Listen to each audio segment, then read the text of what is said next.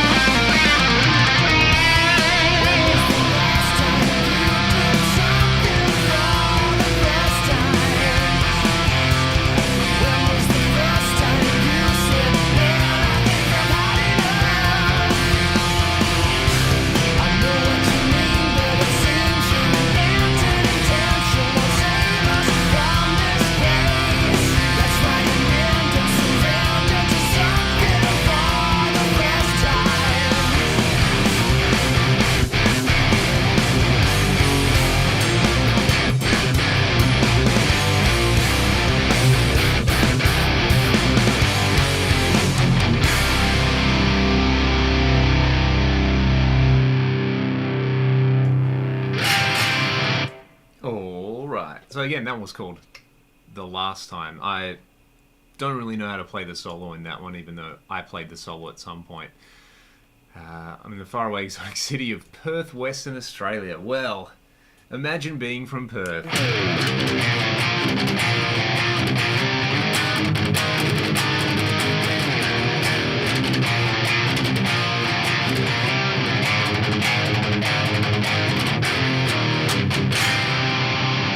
Who was asking for Bad Boys? Charles was asking for Bad Boys. That's how you played in Drop C. Anyway, did you ever get around to giving Bruce Boys the Order of Control go? Yeah, it's pretty good. It's not really what I expected from Bruce. But yeah, I thought it was pretty cool. We got... Who's in here? Bunch of people. Angus is in here. Everybody give a friend of the channel and proper arena straggling guitar god Angus Clark some love in the comment section below. If anyone saw TSO over the holidays, well, depending on which version of TSO you saw, but of course, if you saw the right one, then you would have seen Angus wants to hear some Chisel. I did a gig this afternoon, actually playing a bunch of Chisel. Just playing like, you know, open chords. Which is good stuff. They're great songs. And especially here, they're, you know, I was trying to explain to someone a while ago what Cold Chisel is like, and it's like you took all the Bruce Springsteen, Tom Petty, that whole Americana, you know, Mellencamp, you took Deep Purple, you just kind of, that was Australia's version of all of that stuff. Yeah. And we got some people from Germany in here as well. Anytime somebody from Germany joins the chat, I guess I need to play some Scorpions or some Accept. I'm in the wrong tuning for all of this stuff though, so...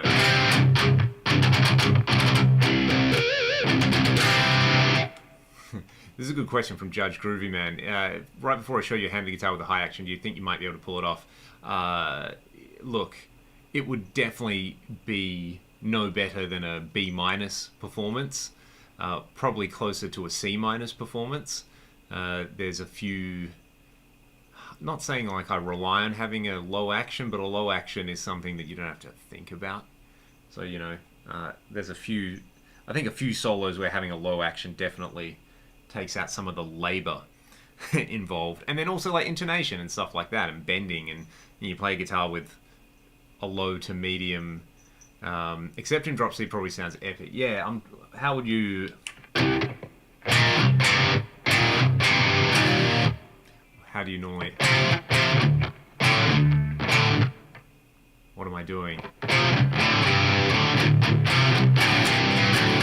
Ah, of course, that makes so much more sense.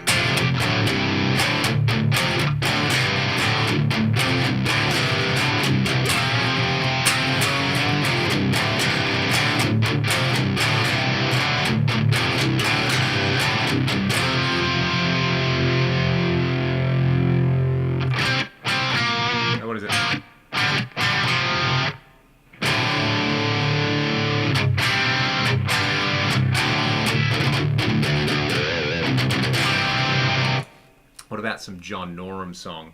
That's a good question. What's that one? Again, I'm not adequately prepared with the right...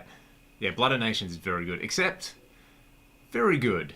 Very, very good band. One band I would love to see live. How do you learn the covers that you play in your shorts videos? Queen's Right, Whitesnake, Sabotage. You consult the oracle of YouTube. Mostly by ear. And a lot of those songs are songs that, when I learnt them before there was widely available charts, so I just transcribed them. So I will use like charts on the internet, you know, if I'm unsure of something, if there's a thing where I'm like, well, look, I can't really figure this particular thing out, or if they might play it this way, they might play it that way. So yeah, most of the time it's just kind of by ear, but there's loads of good charts out there for that kind of stuff.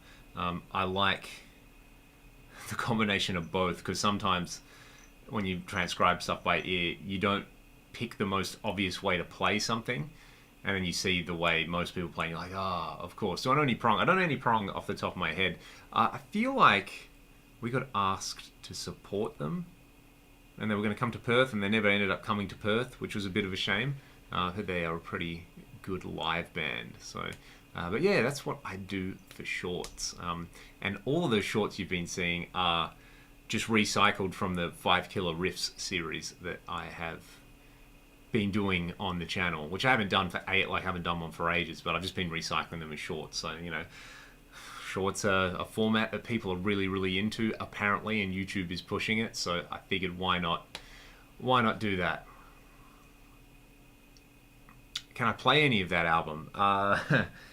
Parts, definitely. You know, obviously you have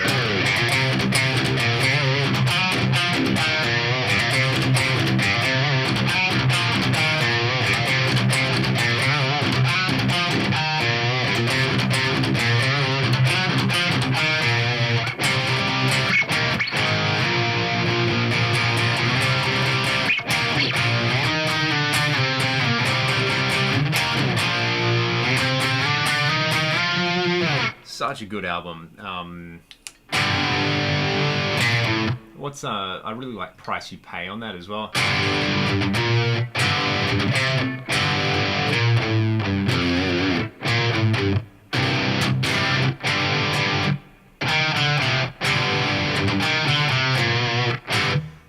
I'm embarrassing myself at the moment. Obviously, Strange Wings is great as well.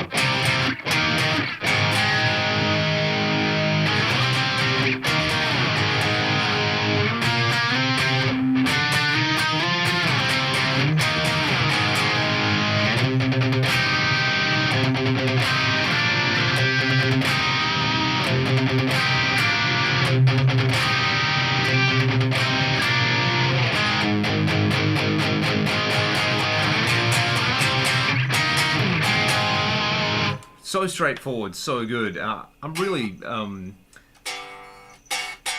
need to tune my guitar as well. While I tune my guitar, I'm going to answer a few questions. Why is that button not working? Oh, I see. I see why, because I almost changed the preset. That's not very good. We'll blame the cat on that one, shall we? Favorite preamp out of all the ones that I have? You know, I think the preamp that I probably would, if I had to record a whole bunch of stuff with a preamp, the Boogie Studio preamp is probably the most flexible musical sounding one. I think the modified 88 MP1 that I have with the 3-tube mod though is that's the one with the most character, put it that way. It's a really, really great sound. I really like it. So yeah, probably those ones. The other one that's kind of cool, the Sansamp PSA1 is a really, really fun preamp, and the the Synergy stuff, that's cheating, isn't it? Because you can swap things in. I love the 2CP Synergy, but yeah, it'd probably be like the Studio Pre, just because I love the boogie style thing that it does.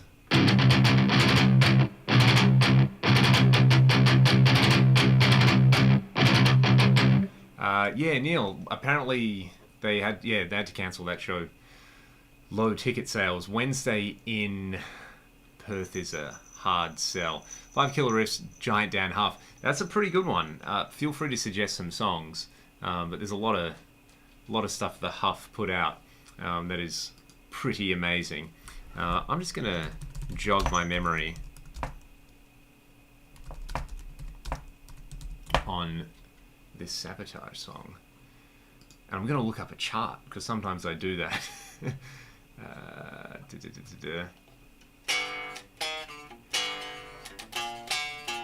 Of course, it's so straightforward.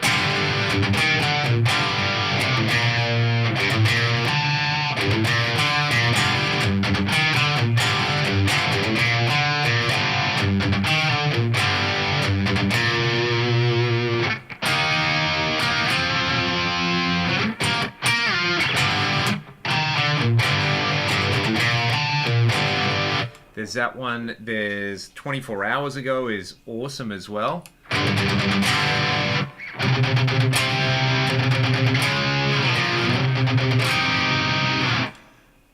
All that stuff is absolutely amazing. I was saying to one of my students recently, like, Hall of the Mountain King, it's got such a particular sound. It's so ominous sounding. But then I think Gutter Ballet has my favorite songs. But then Edge of Thorns I really like as well, just because there's a whole bunch of different stuff on there. That's the first Sabotage that I heard. So, yeah, they're a great band.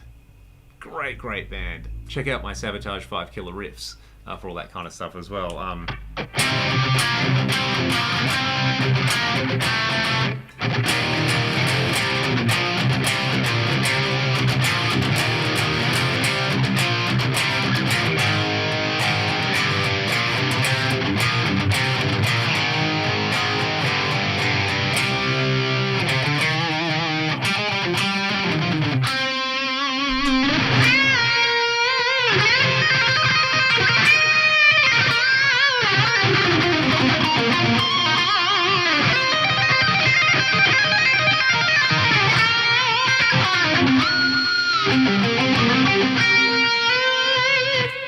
There's my budget Chris Oliva impression.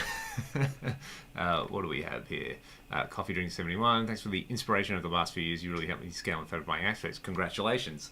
You have one of my favorite pieces of gear ever made. Such a great unit. That is great playing Sabotage. Yes, you definitely should. It's so interesting that, Hall of the Mountain King was 87, 88. Power of the Night was like 85. And it's in drop C. So it's kind of forward-looking stuff. All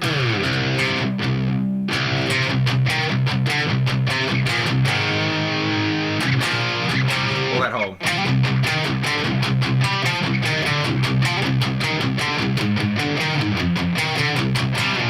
It's like proto-metalcore. No, not the best, how would you say it, connection to make in there. They probably have nothing to do with it, but great band. Nice seeing you live. Cheers from Germany. Thank you, Luke. Appreciate it. It's probably afternoon in Germany at the moment. Have you ever tried using the Metal Zone like everyone else did a few years? Yeah, I did. I did a video on it with the Wazacraft one. Check it out, because I tried to use it as like a Tube Screamer style thing in front of a clean amp as well, just using the EQ as a kind of boost. Just cause it's a different thing to do. So that was pretty fun. Right, love the riff in Agony and Ecstasy. Yeah, so good, such a good band. I always think of one of my favorite things is such a simple little lead part.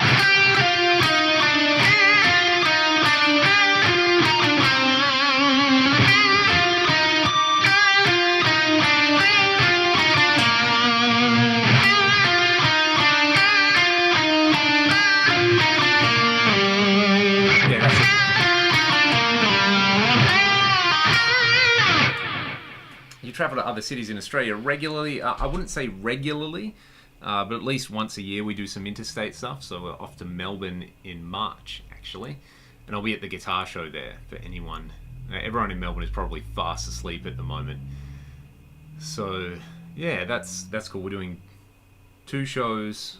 We're doing a bunch of stuff at the guitar show. Got some other stuff going on while we're over there. It's going to be a bit of a whirlwind trip. So yeah. I really like Melbourne's probably my favourite city in Australia to play our stuff in, because they actually have a little bit of a rock scene going on there. Most other cities in Perth, it's generally pretty dead. Sydney was cool because they had a cool venue there, Frankie's Pizza, but that's since closed.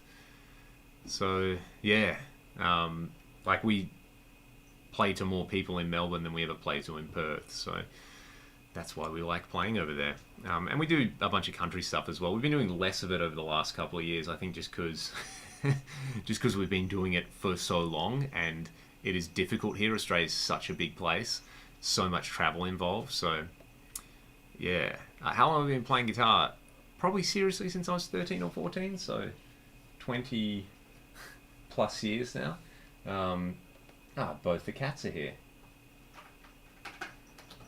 And they're both scratching away.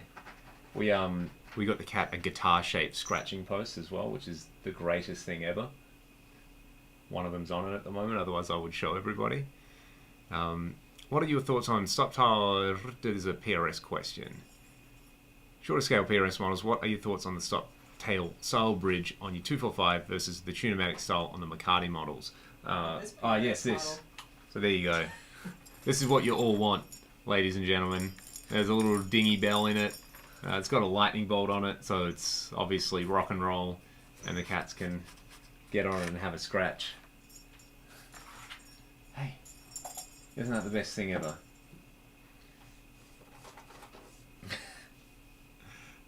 The nuggets. Hey Dan, it's good to see you, mate. I hope you're well. Hope you're having a great day, and may the altered harmony be with you. So anyway, back to the McCarty. My McCarty has a stop tail style thing. Look, I think you're going to, without a doubt, have more control over the intonation on the traditional tailpiece bridge ones, but this is fine. Like, the intonation on this is not perfect in drop C, but it's good enough, you know. The overall sound of this guitar works really, really well. You know, if I mute my live strings, you can hear it's quite a nice articulate instrument.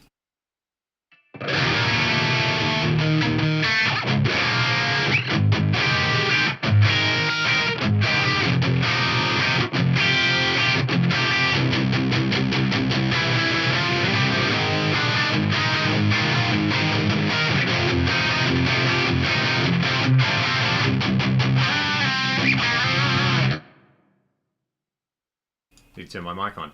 You know, you can hear most of the notes in the chord, which is all I really care about. The notes in the chord being in tune, that's an added bonus. But yeah, I think you can hear, you know, there's a little bit of fret fuzz in drop C on this guitar, but it's fine. You know, never had anyone come up to me to go, oh, you know, that was fine, but you know, your guitar was really buzzy. So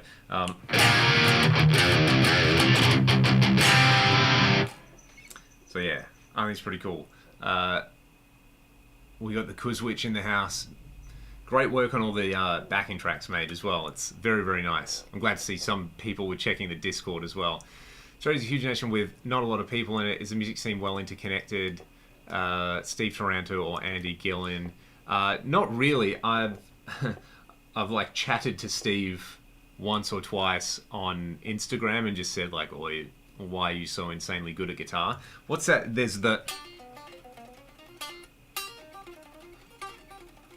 Yeah, there's that.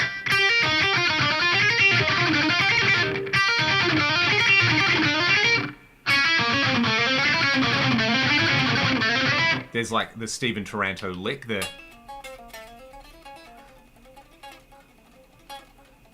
which I spent a lot of time on, but I think most people are kind of at least aware of everyone else. I mean, like in Perth, for example, everyone knows everyone in Perth, especially if you're playing rock or metal music, and you know, most of the guitar players in those bands are also gearheads as well, so you know, we all buy gear off one another and lend gear to one another and stuff like that. So yeah, it's pretty well connected in that sense. And then, you know, I have a bunch of guitar buddies in Melbourne and Sydney, and you know, when their bands play here, I try to go and catch up with them, which often is on a weekend, so I can't go because I'm gigging. But you know, they'll come out to our gigs, and yeah, that's kind of nice. But I think a lot of people as well, it's like, if you're doing this thing, you know, you're playing in a band and you know, might be doing YouTube and other stuff like that, you don't have a lot of time outside of all of that. I feel like I spend more time, most of my online buddies are people in the States. So yeah, hey Kale, shout out to Neil and Kale for letting me borrow their amazing Lone Star amp, which I've done a few videos with recently. That one is a whole lot of fun. And Alessio, welcome. We've been talking about Sabotage, mate, so I've got to give you the...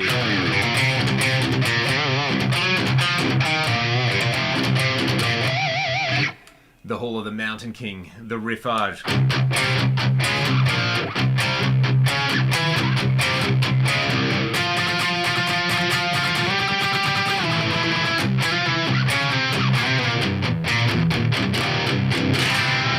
Alright, I'm going to play... Oh, here we go. If you thought of writing a guitar practice book, I think your common sense would translate well into guitar education. The very small amount of common sense I have. Yeah, I have. I've thought about those kind of things. Obviously, we've spoken privately about, you know, having practice routines and stuff like that. It would be interesting to try collate all that kind of stuff. I don't know if I would be... how good I would be at writing it. I might have to do it with someone and, like, discuss all the strategies. But, yeah, I mean, I've been teaching for... I mean, we were discussing before, I've been playing for over 20 years. I've been teaching guitar since I was 15 or 16 as well, so... close to 20 years there, so you pick up a few little tricks and things there. So yeah, maybe that's a good idea. Maybe that's a good little project for 2023. What do we have here? What do you run your guitar through to stream? Very good question. Very, very good question. Guitar, cable, that goes into my Axe-Fx, and then my Axe-Fx is connected digitally to a universal audio interface, and the interface is feeding the live stream. So the interface is feeding OBS Studio, which is where I'm syncing up the video and the audio, and yeah, that's kind of it. It's pretty straightforward. OBS, the latest version doesn't support my webcam, which is actually just a Canon mirrorless camera, so I had to roll back to an earlier version of that. But the audio stuff is very, very straightforward. So, I mean, you could do this with, like, a Focusrite Solo and a plugin, you know what I mean? So, that's pretty straightforward. And I'm glad that Chris Oliva thing works that we dialed in the AX8.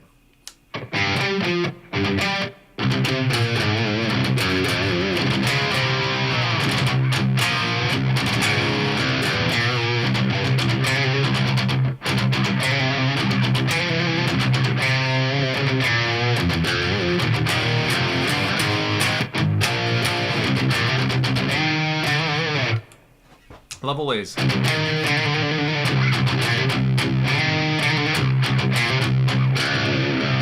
I take a backup when I play live? Honestly, most of the time I don't. But if it's a look, if it's a big gig, I will. I've been using the FM3 live, so if it's a, you know, this gig's too much of an opportunity to have a piece of gear fail, then I'll take the FM9 as the main rig, and then the FM3 is a backup. So I guess, yeah, I do, but I've never had a problem with it, touch wood. And yeah, like most of the gigs, I just have the FM3 in a road case ready to go, and that does the trick. Hey, Eddie, what's up, dude? I hope you're well. Thanks for tuning in, mate. I'm going to play a song in a second.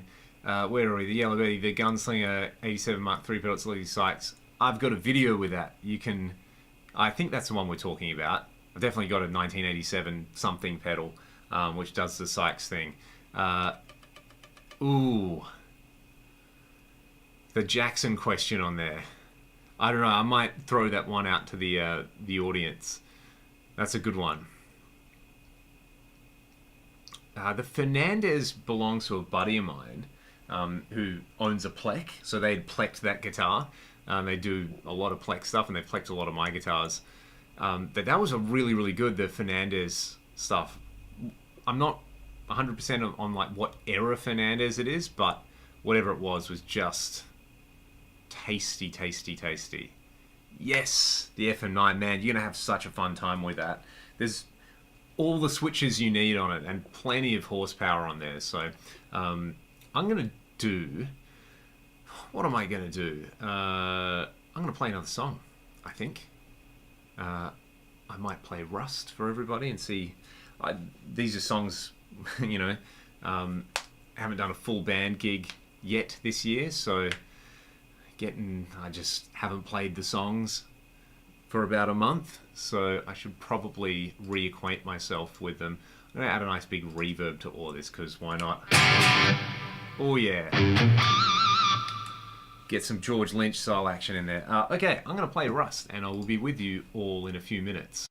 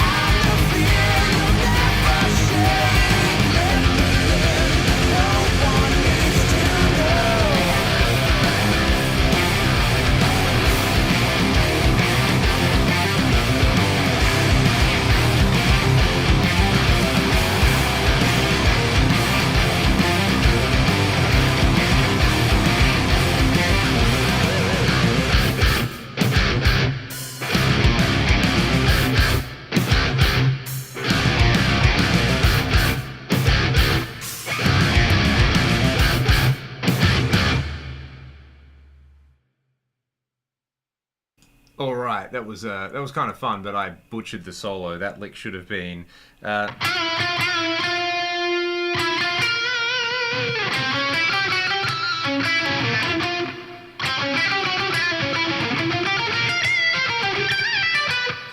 doing?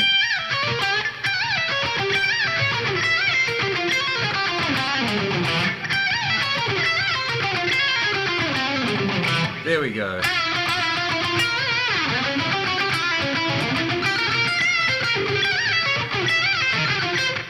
Rubbish.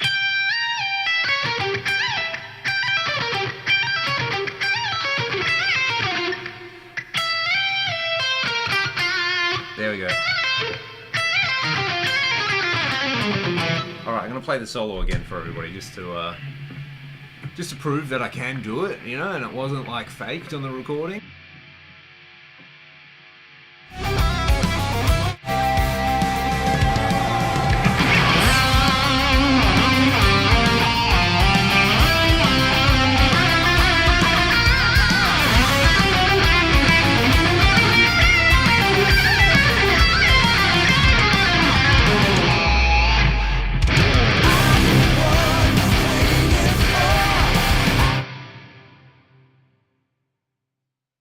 We got there in the end. A lot of that is as well making sure I'm accenting the right parts. So it's got to be down, down, down, up, up.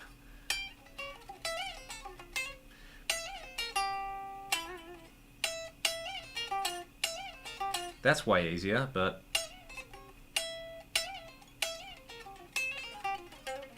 it makes that look harder. So you win some, you lose some. I'm going to hang out for a little bit more on here. So I've been enjoying this. Progression, Kenny. Heaven above for next song. I'm glad I got the tick of approval, Angus. Thanks, mate. Yeah, Chris it was awesome. I don't realize until I listened to them how much that stuff influenced me when I was growing up. Play along with Follow the Leader. I did that right at the start of the stream. If you rewind back, you can have a listen to me do that. And I stuffed up the intro a few times, so I had to start it a few times. I have tried the 594 single cut. It is very, very nice. Plek in Perth, MT Guitars. I think if you look them up, that's where you want to have a look. There we go. Are you a founding member of Ragdoll? Yes. So, I've told this story a few times, but way back in whenever it was, we started off as a 5-piece.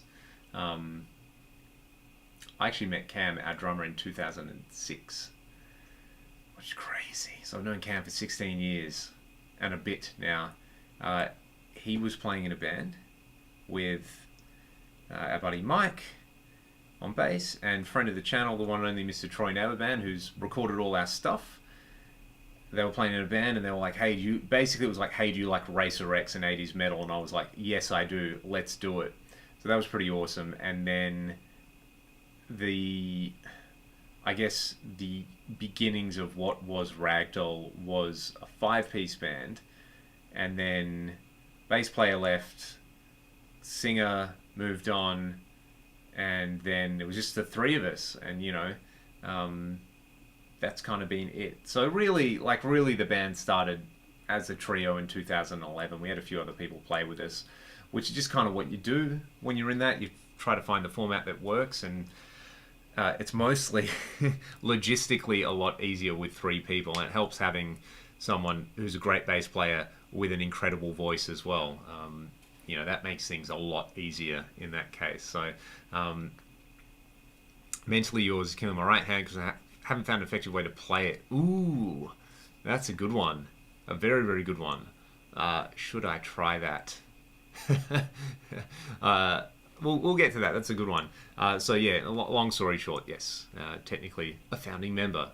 Although really there's only been the 3 of us, and I think without 3 of us it's not the same band. So definitely a kind of thing where it just wouldn't be the same, like a lot of trios, you know. Yes, there you go. You can see the VR headset. Been having some fun with that. It's been awesome. Seen any of the videos of the new Bogner Uber Ultra? I have. Want very, very much. It sounds amazing.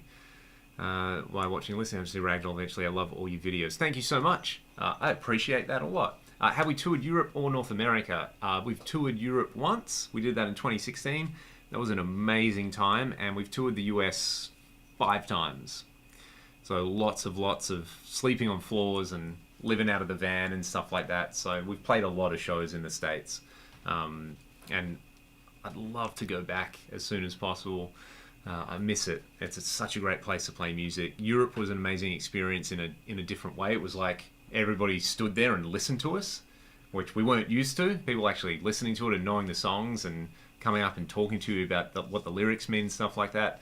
Whereas in the States, just people having a wicked time and really getting into the show aspect of it. So let's try the Mentally Yours thing, because I'd be down for that. That sounds like a whole lot of fun. Let me just bring this up. Such a good song. If anyone's not familiar with it, we're talking about Sabotage. Mentally Yours. Let's have a listen to the ending on this. It's on the album Gutter Ballet.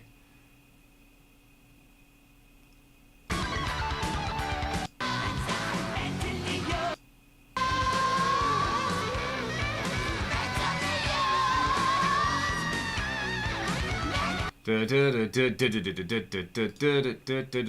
thing. Let's see.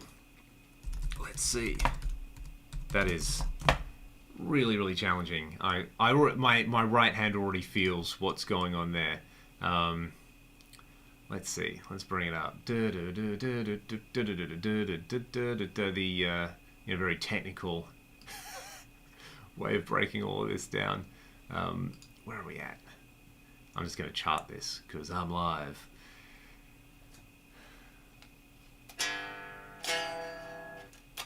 What am I doing?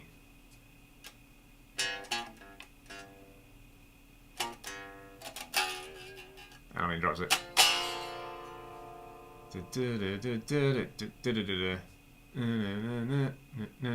Yeah, how does that riff go? Let's hear it again.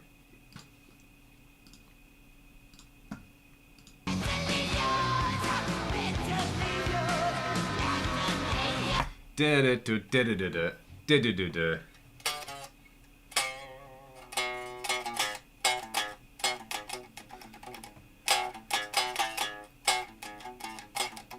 a lot of the time with the gallop stuff, it's about getting the first pick stroke on there right. Let's have a go. I need to tune my guitar very quickly, everybody, so I'm not torturing people. So it's whoa.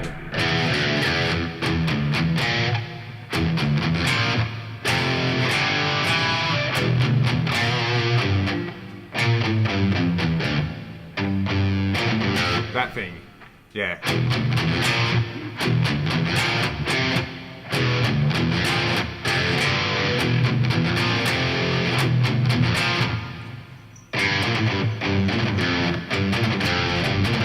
Is that the part we're talking about here? I hope we're on the same page here. Gallop is at 358. Okay, I'm playing the wrong part. Where is it? Let's try that.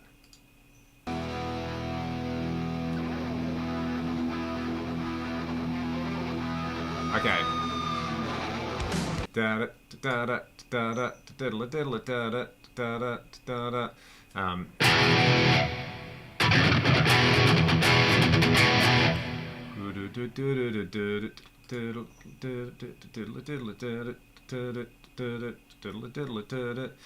Yeah, what is that? Okay, everyone.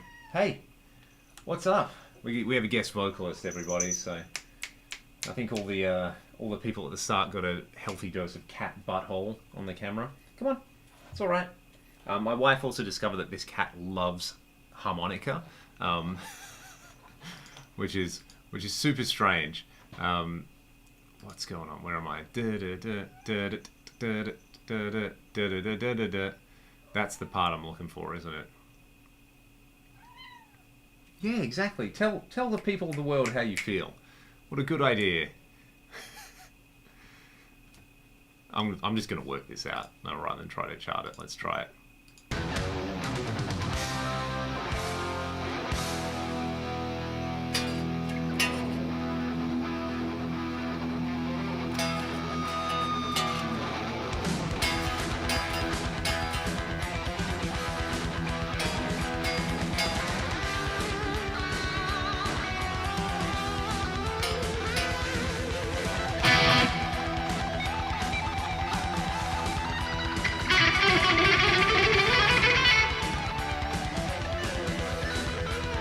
Yeah, so that kind of thing. I mean, it sounds like he's playing.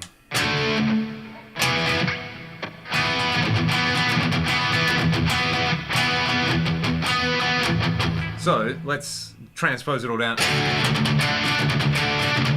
Da da da da da da.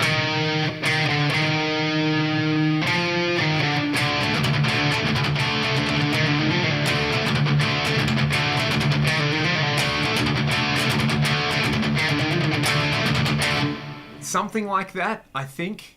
Maybe I'm down a whole step.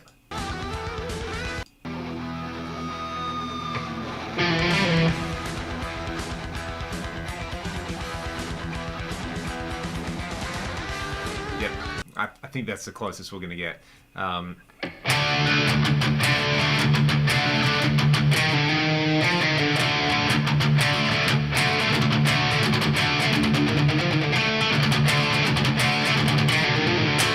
So, the trick is to play down, down, down, and then... So this is not an uncommon thing, so it's down, down, up, Yeah, so you gotta do down, up, and then down, up, down. So something you could practice would be this. Going. It's in that snap back. It's also the actual rhythm because it's got that swung. Or you could do like a funk thing.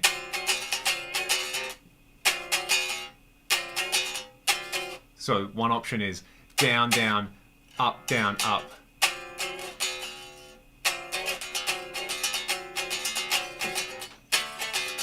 But that doesn't sound right. It sounds a lot tighter, so it's got to be down, up.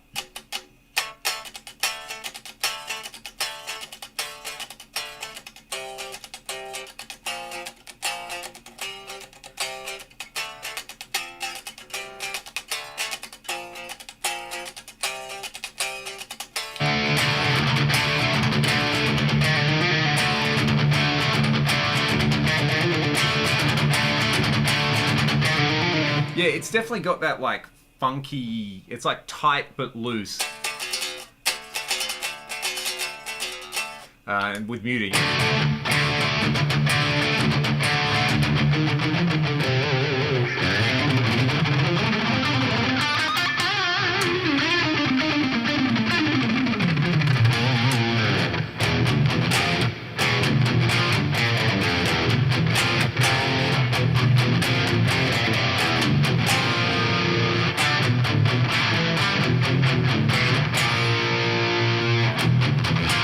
So good. So many great riffs. This one is from Luke von Tajikistan. If you had to choose between a 295, I figure we're talking about boogie power amps here, a 290 or a completely different power amp, which one would you go for and why? Depends. Do I have to carry this power amp around with me when I'm gigging? Because that's a very different question if you're just going to sit in a studio rack. I would still love to get a 290 one day because it's just such a thing. That, you know, a Mark style preamp with a 290 stereo. I haven't tried a 295 though. I had a, what did I have? A 250? And that was cool. Had its own thing going on. I ended up trading it for a vintage greenback speaker because I like vintage greenbacks and I wasn't really using the power amp. So yeah, and shout out for the super chat. I appreciate it, man. Yeah, good question. I missed a question here. I think, been watching loads of Fractal, wasn't considering buying an FM9. I think you convinced me. Awesome content. Thanks from Scotland. Mate, thank you for tuning in. I don't think I've ever, well, no one that I know from Scotland has ever tuned into one of these, so that's pretty cool. Another place I would love to visit. My mum's side of the family is like, you know, Scots, Irish, so I'm sure there's some history going back there. That's beside the point. But yeah, FM9, do it. If you get the chance to do it, definitely do it. There's so much fun stuff. I could go from this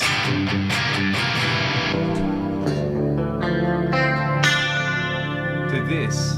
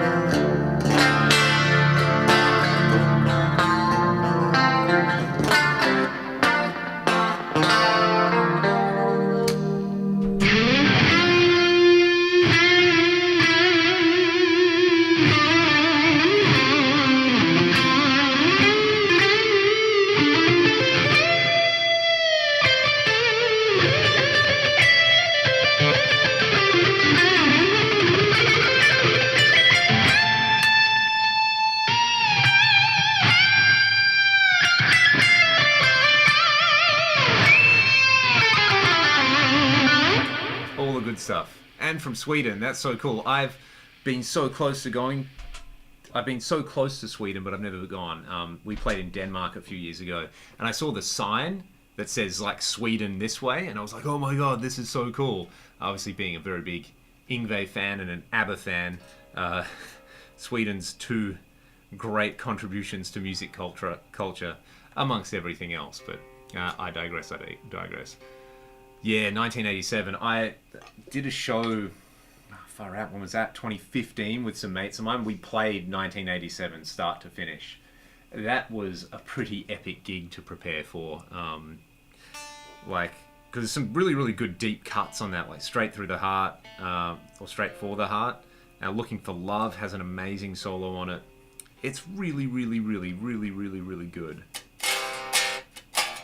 Alright, I'm going to play a bit of Heaven Above, because that was requested before, and I'm actually going to buzz off. It's past 11 o'clock in the evening here, so I should probably be responsible and go to bed. The Pinky Finger Moving Fast, I'm trying to get that really fast riff from The Day That Never Comes. Okay, here's a weird one for you, Kale. I got this from George Lynch, who has amazing pinky strength. What you do is, you play a song you can play pretty easily, but you do it without your first finger. So let's say you were playing, I don't know, you were doing Seek and Destroy.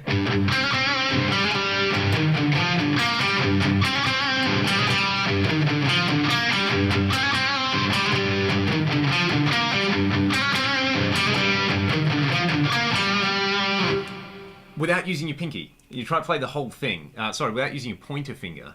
So you got to use your pinky a lot more, and it's really, really weird. Or, you know, you're just playing some blues licks without your first finger.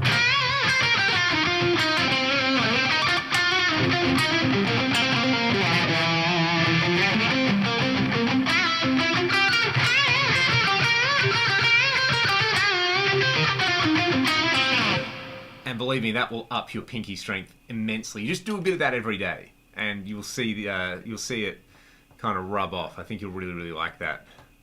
God, being 17 in 1987 would have been a good time. Very, very good time. And the Netherlands, what's up? Thanks for tuning in. I was listening to some Golden Earring on my way into a gig this afternoon, which I definitely enjoyed. Twilight Zone, great song. More White Lion. You know, I literally know how to play like one White Lion riff, and I'm in the wrong tuning at the moment. So, but you know.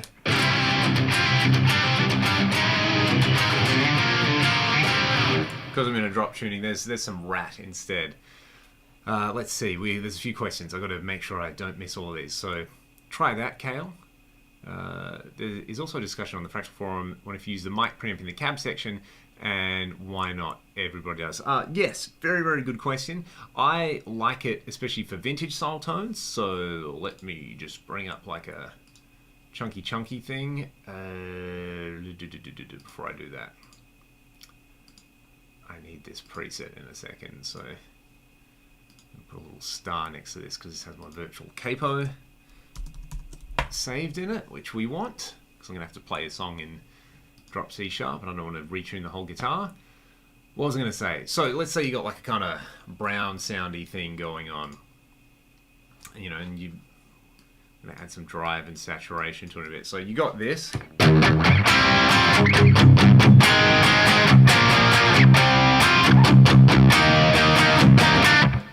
Add a bit of the like tape 35 or tape 50.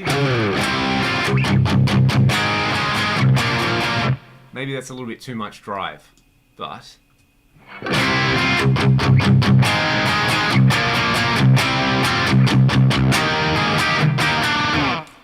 really, really good. Just to add that extra little bit of crust on top for vintage style stuff. I'll go back to the sound that I had before and I will mute my mic and I'll just bring in some like Transformer style drive on there. I kind of like it.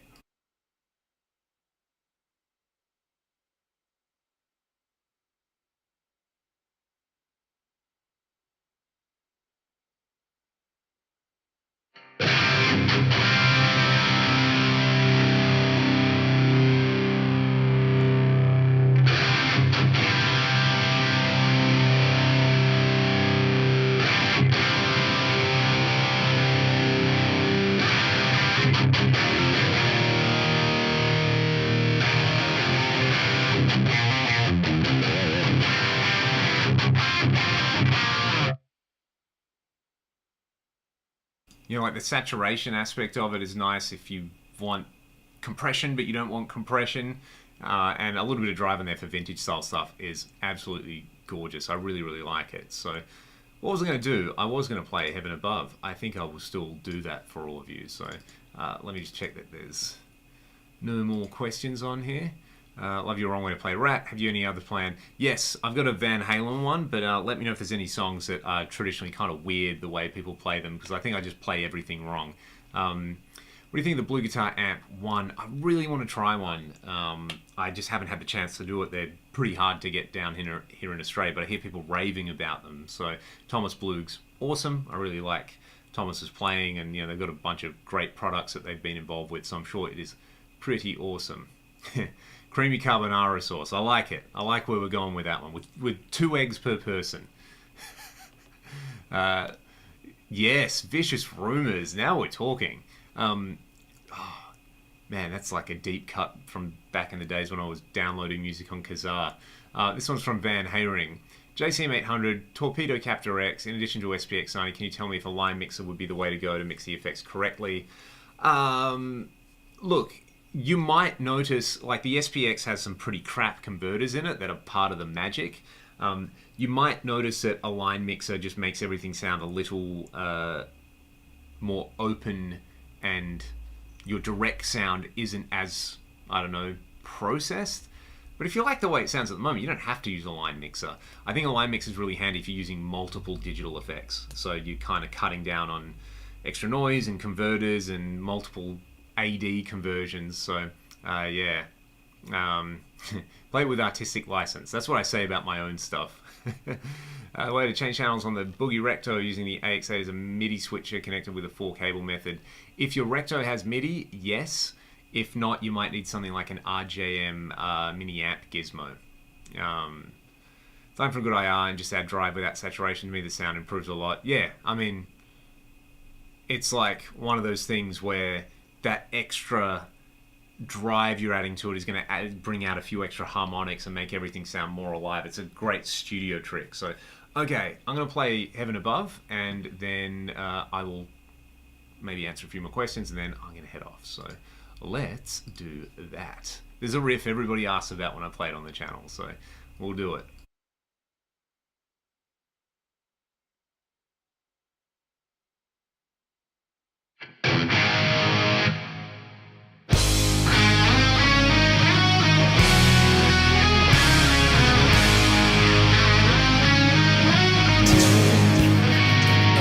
Silence, line in the sand, blood on my hands. Are you to question my silent conviction, dire addiction? Hope is to surrender. You are impossible, never responsible.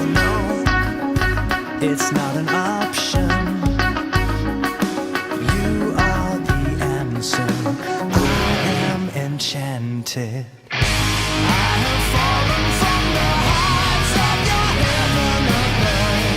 You were lying when you cried, torn and broken for love. Lay with me, unleash me, burn down our love, just let me go. Broken, bleeding in the dark where you left me so low.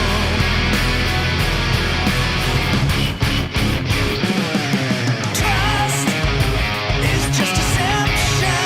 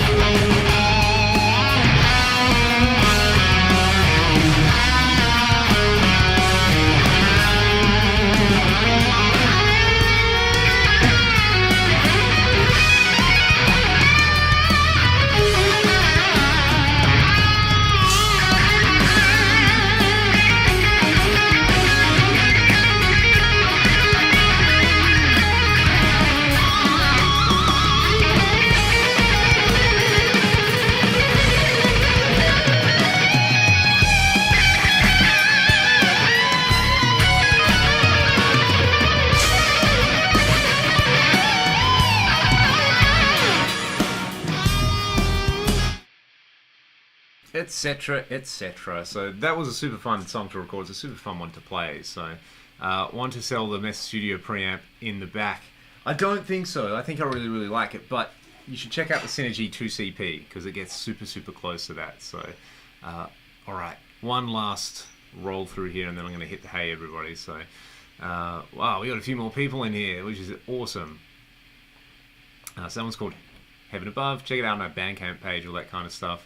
Woolstand Music made it. Yes. Oh no, you're sick. I hope. Oh man, I hope you're feeling a little bit better pretty soon, mate. There we go. There we go. I always forget about this riff in Heaven Above, the second verse one. That was one of my favorite things when we wrote it and put it together. That was like, yeah, this is heavy.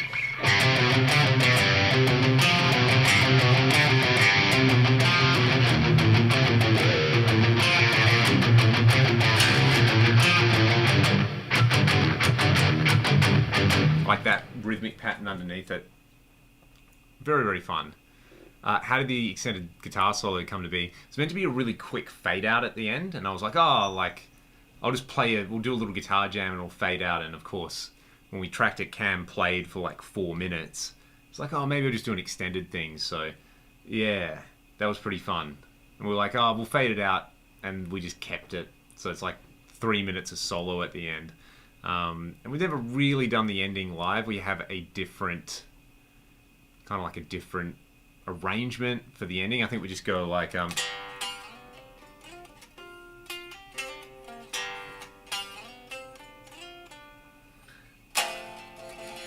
go willy willy willy, and that's the end.